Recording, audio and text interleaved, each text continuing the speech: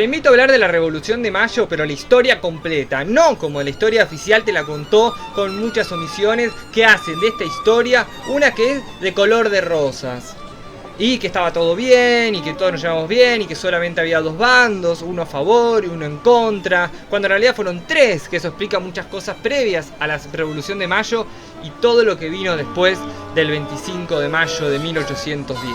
Hablemos de la historia completa. Este era un órgano porteño municipal de la ciudad y hay que discutir todo lo demás.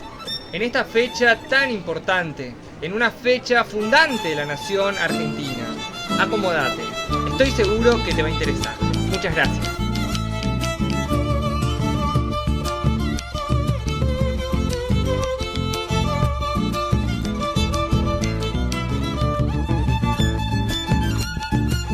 Bueno, volvamos del Cabildo y vamos a empezar hablando sobre las tres facciones que son protagonistas de esta historia.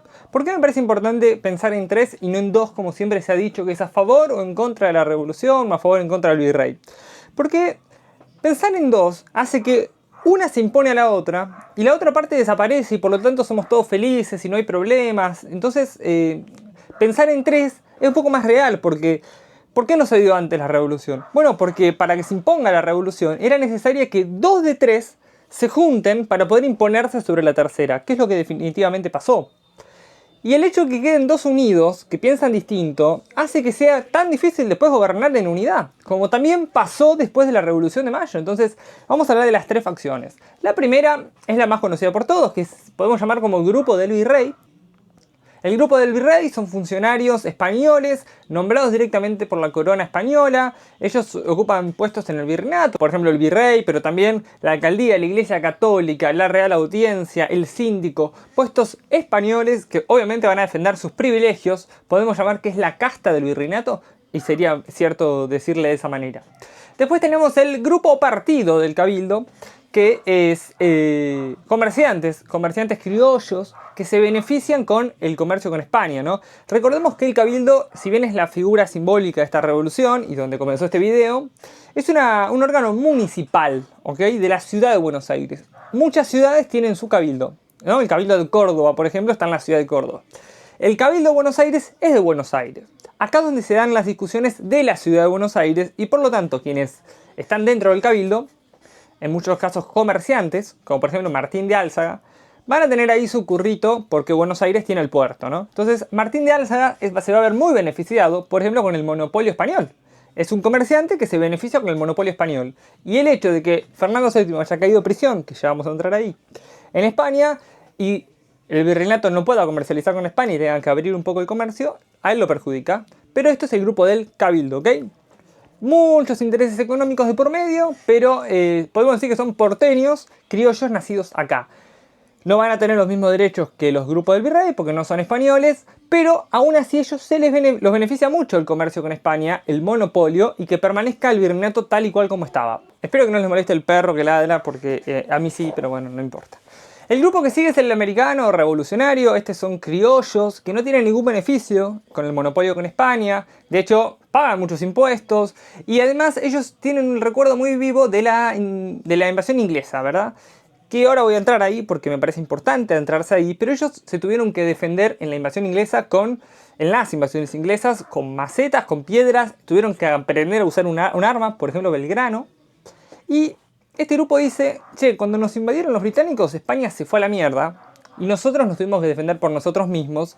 Muchos de ellos incluso son intelectuales que vienen de Europa, como Belgrano, por ejemplo, y que trae ideas de libertad, igualdad, la república, ¿no? Pensar que el poder del rey no lo da verdaderamente Dios, sino que lo tiene el pueblo, de la soberanía popular.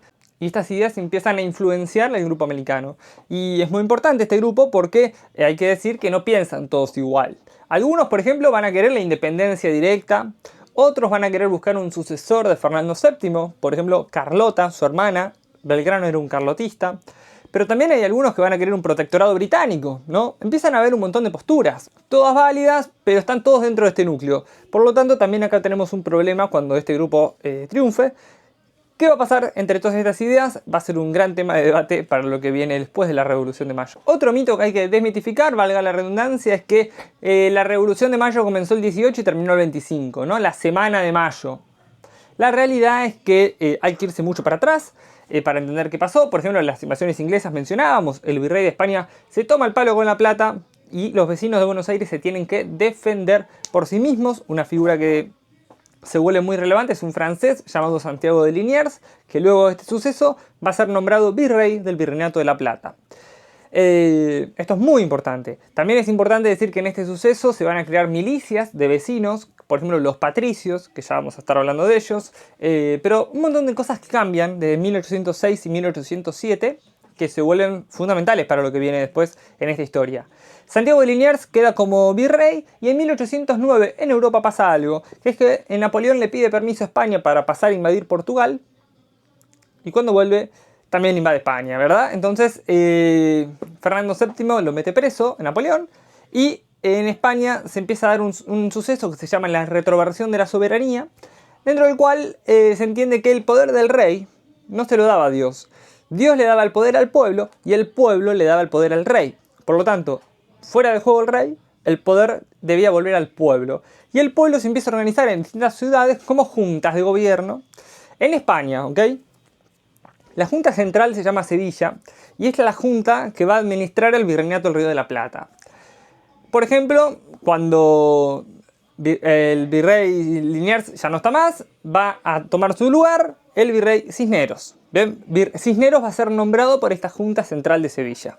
Esto es muy importante para lo que viene. Bueno, en 1809, cuando pasa esto, acá en el virreinato empezaron a sospechar de Liniers, porque era francés, ¿no? Entonces, los franceses invadieron España, este francés es virrey. ¿Y qué pasa acá?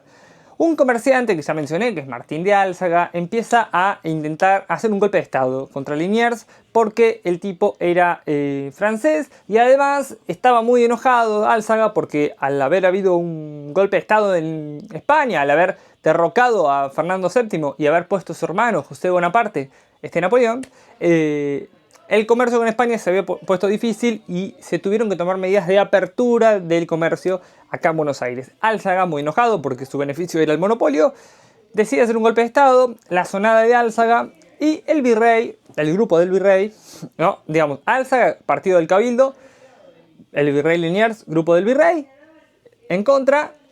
Había que ver qué hace el grupo americano. Porque si el grupo americano apoyaba a Álzaga, muy probablemente se derroque a Liniers. Pero si el grupo americano apoyaba al virrey, se iban a imponer sobre Álzaga. Y esto último fue lo que pasó. Liniers le va a pedir a Saavedra que lo apoye. Saavedra es líder de los patricios, no lo habíamos mencionado hasta ahora. Saavedra es líder de los patricios. Se une Liniers y Saavedra contra Álzaga, se imponen y por lo tanto el partido del Cabildo pierde. Pero quizás, si acá se hubiera unido el grupo americano y el grupo del Cabildo, teníamos una revolución de mayo en 1809, no en 1810. ¿Qué va a pasar luego? En enero de 1810, la Junta Central de Sevilla va a caer en manos francesas y por lo tanto, el poder del virrey Cisneros, que dependía de esa junta, va a estar en problemas. Esta noticia recién va a llegar acá el 14 de mayo de 1810. Los vecinos no van a estar enterados de nada porque Cisneros va a ocultar la noticia. Podemos hablar de la primera fake news, quizás, ¿quién dice? Porque el tipo se asegura que nadie lo sepa. Pero, ¿qué pasa? ¿La noticia en qué barco llega? ¿Llegan barcos españoles? No, llegan barcos británicos. Por lo tanto, no va a ser muy fácil, no va a ser muy difícil, digo, que la noticia no corra. Entonces, ¿qué pasa? Los vecinos se van a enterar el 18 de mayo.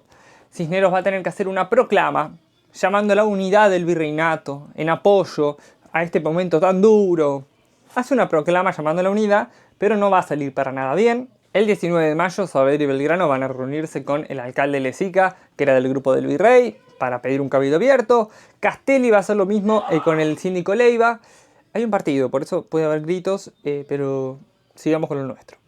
Entonces Castelli se va a reunir con el síndico Leiva, también para pedir un cabildo abierto. Paréntesis acá, un cabildo abierto era una práctica muy común cuando había una decisión extraordinaria de la ciudad de Buenos Aires, que había que tomar una decisión, como podía ser este caso, se llamaba un cabildo abierto y era esto lo que estaban pidiendo los patriotas. En este caso no era ni nada más ni nada menos que lo que se usaba en la época para tomar decisiones extraordinarias. El 20 de mayo se da un suceso muy importante, porque Cisneros se va a reunir con Saavedra para pedirle el apoyo de los patricios. ¿Qué está pasando acá? El grupo del virrey va a pedirle ayuda al grupo americano para volver a imponerse contra el partido del Cabildo que estaba fogoneando un cabildo abierto.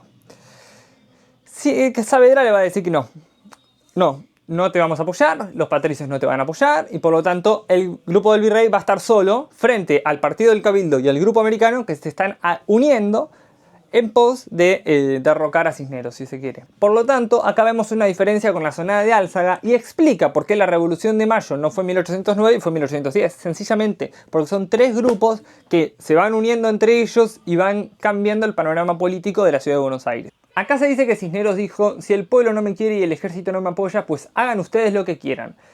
Se le atribuye esa frase, pero lo que termina pasando es que el 22 de mayo se convoca, el 20 se convoca al 22 para que se haga ese día el cabildo abierto. Bueno, el cabildo manda a hacer invitaciones para este 22 de mayo, había que hacer 450 invitaciones, lo mandan a Donado, que era un señor del partido del cabildo, a hacer las invitaciones, y Donado hace algo muy interesante que muy poco se comenta, que es hacer invitaciones de más o repartirle invitaciones a personas no invitadas. Para que entiendas quién estaba invitado, solamente los vecinos. ¿Quiénes eran los vecinos? Hombres, blancos y propietarios. ¿Qué pasa con esto? El hecho de que Donado, que era del partido del Cabildo, haya hecho las invitaciones, hace por ejemplo que explica también por qué Mariano Moreno estaba en ese cabildo abierto, si Mariano Moreno no era propietario. Bueno, Mariano Moreno era amigo de Donado y podemos decir que fue un colado, se coló en el 25 de mayo. No solamente que hicieron invitaciones de más, sino que quienes controlaban la seguridad del cabildo eran los patricios. Patricios liderados por Saavedra del Partido Americano. Entonces, ¿qué pasa acá? Los patricios, se cuenta la leyenda, que se reservaban el derecho de admisión y si veían venir uno que iba a votar al virrey, directamente le decían usted no puede entrar o le rompían la invitación. Hay algunos rumores que sucedía eso, ¿verdad? Bueno, de 450 invitaciones asisten 251 vecinos y se reúnen en el cabildo abierto para votar. En un análisis de las actas lo que uno puede ver es que un vecino hacía un discurso dando su voto y el resto levantaba la mano y adhería al voto de otro. Así era la forma de votar. 50 vecinos se van antes de votar. Esto es lo que se cree, la explicación que se encuentra es tenían miedo que se pudra todo. Y acá quiero hacer un parate, antes de entrar a ver las votaciones y quién gana. Porque se habla de una revolución como si todo hubiera sido, como si Cisneros hubiera estado muy predispuesto a un cabildo abierto y no que realmente fue obligado a llamar un cabildo abierto, si no se le podría todo. No se habla mucho de esto. La violencia y la sangre que no corrió, pero que estuvo muy cerca de correr. Por ejemplo, afuera del cabildo estaban French y Beruti. La historia oficial y romántica te cuenta que French y Beruti repartían escarapelas, pero deben haber sido muy patriotas. No, French y Beruti eran los líderes de la Legión Infernal. La Legión Infernal eran unos 600 muchachos que no tenían ningún problema en arrancar a los tiros y matar a quien tengan que matar. El hecho de que French y Beruti repartan escarapelas era porque estaban coordinados con Manuel Belgrano, y si Belgrano de adentro del cabildo sacaba un pañuelo blanco de su saco, esto cuenta la leyenda pero tiene mucho sentido, un pañuelo blanco por la ventana, o daban la orden de comenzar a los tiros, French y Beruti tenían la orden de matar a todo aquel que sea del grupo del virrey. La escarapela era para identificarse quién estaba a favor y quién estaba en contra. Ya tenían French y Beruti la orden de empezar a los tiros a matar a todo aquel que no tenga escarapela. Para eso repartían escarapelas. ¿Por qué entonces la revolución haitiana, la revolución francesa, corrió tanta sangre y la nuestra fue tan romántica? No tiene sentido si no explicamos la verdadera historia, ¿verdad? La verdadera historia. French y Beruti, como tipo que no tenían ningún problema en cagarse a tiro con quien haga falta. La Legión Infernal, sumamente olvidada de la historia oficial. Nuestra revolución no fue violenta, no corrió sangre, pero porque tuvimos suerte de que la correlación de fuerzas, que a veces se dice, nos dio favor. Pero si nos hubiera dado en contra, igual se iba a dar la Revolución de Mayo. Igual íbamos a tener la Revolución de Mayo, ya estaban decididos los patriotas. Por suerte se dieron las correlaciones de fuerzas. Y acá es importante porque todos los libros hablan le dividen entre dos los votos. Y claro, te da 2 tercios contra 1 tercio. Y no es muy raro eso. Si uno piensa, claro, o sea, 2 tercios para que se vaya al virrey, destitución del virrey, 1 tercio solo para que continúe Cisneros. Eso es muy raro. Si uno piensa esta historia desde 3 facciones, te das cuenta que en realidad fue una elección de tercios. Sí, una elección de tercios, por lo cual no estaban muy lejos unos porcentajes de otros. Lo voy a tener que leer, pero les voy a dar información muy concreta, verificada por mí mismo. Me leí todas las actas del 22 de mayo de 1910 y les voy a enseñar a leerla. Lo primero, lo más fácil, a favor de la continuidad del virrey: 66 votos, 33% de los asistentes, de los que asistieron al Cabildo Abierto. Esto es muy fácil leerlo. Votos, estoy a favor de que siga el virrey, que continúe Cisneros, listo, listo. O muchos apelando, hay que defender a nuestro rey Fernando, también. Ahora sí, acá está más complicado, porque acá hay dos votos muy parecidos, que son los del Cabildo y los americanos, pero hay una forma muy clave de diferenciarlos. El Cabildo, lo que va a proponer el partido del Cabildo es que se destituya a Cisneros, que se arme una junta, y que el Cabildo arme una junta de gobierno, como se estipulaba hacer en España, ¿bien? Que cada ciudad arma su junta. El grupo americano lo que hace también es proponer una junta de gobierno hecha por el Cabildo, pero la diferencia es que ellos en todos sus discursos apelan a la voluntad popular, a que se tenga en cuenta para conformar la junta al pueblo. De hecho, se ha llegado a proponer la elección popular, porque la idea era esta, que el Cabildo tenga en cuenta lo que quiere el pueblo y que así se arme la junta. ¿Por qué es esto? Que el poder de Dios vuelva al pueblo. Nada más. Así encontramos, haciendo este análisis, la palabra pueblo como un determinante de cada grupo. El partido del Cabildo tuvo 58 votos, el 28%, y el grupo americano 74 votos, 37% de los votos de los que asistieron, ¿verdad? Esto es muy importante porque se entiende distinta la historia. Se entiende distinta por lo que va a pasar el otro día, a los otros 2 días, ¿ok? Bueno, el 23 de mayo se conocen los resultados. Moreno va a ser uno de los primeros que asiste ahí al 23 de mayo para conocer los resultados, que son estos que les dije. Va a ganar la destitución del virrey y que el Cabildo arme una junta de gobierno. Y acá es donde se da la otra parte de la historia, porque el 24 de mayo el Cabildo anuncia la primera junta de gobierno y lo va a tener a Cisneros como presidente. ¿Qué está pasando acá? Porque esto también, si uno toma 2 posturas, nomás no se entiende qué pasó. ¿Por qué? Si ganaron unos, terminan imponiéndose los otros. El partido del Cabildo traicionó al grupo americano, hizo una alianza con Cisneros, y el 24 de mayo, el anuncio, que todo el pueblo esperaba que sea una junta de gobierno piola, el anuncio del Cabildo fue una junta presidida por Cisneros, con muchos cargos en personas del partido del Cabildo, muchos cargos del grupo del virrey y solo 2 del grupo americano: Saavedra y Castelli. Saavedra y Castelli que juran, pero claro, cuando Saavedra y Castelli tienen que ir a la jabonería de Vieites a juntarse con sus compañeros, a nadie le cayó bien esto que hizo el Cabildo. El Cabildo, como digo, traicionó al grupo americano. Es la correlación de fuerzas. Se unieron y no se unieron. O sea, el Cabildo traiciona al grupo americano y se alía con el virrey. ¿Qué pasa esto? ¿Por qué se dan? Acá se explica también que sea una revolución. Porque si no, en los libros parece... Los libros no tanto, pero los actos escolares, parece que todos votamos, estamos todos de acuerdo, el virrey se fue y listo. ¿Cuál es la revolución? Eso no es una revolución. La historia así contada no es una revolución. La revolución viene acá. ¿Por qué? Porque el poder pone una junta con el presidente Cisneros. Entonces acá es donde está el poder. Al otro día, el 25 de mayo, Belgrano amenaza al virrey. Dice que si a las 3 de la tarde el virrey no renunció, lo iba a tirar por la ventana de la fortaleza, que hoy en día es la Casa Rosada. Saavedra y Castelli presentan su renuncia a la junta de gobierno y acá se da la revolución. Esta es la revolución. El Cabildo no le queda otra alternativa que disolver la junta del 24 y convocar a una nueva junta y hacer una nueva junta de gobierno un poco más representativa de lo que había ganado el 22. Porque si el 22 leímos los porcentajes, un 33% quería al rey y otro 66% no lo quería, es un poco injusto que la nueva junta de gobierno la presida Cisneros. Entonces el Cabildo no le quedó otra alternativa. Hizo una nueva junta donde el presidente era Saavedra, del grupo americano.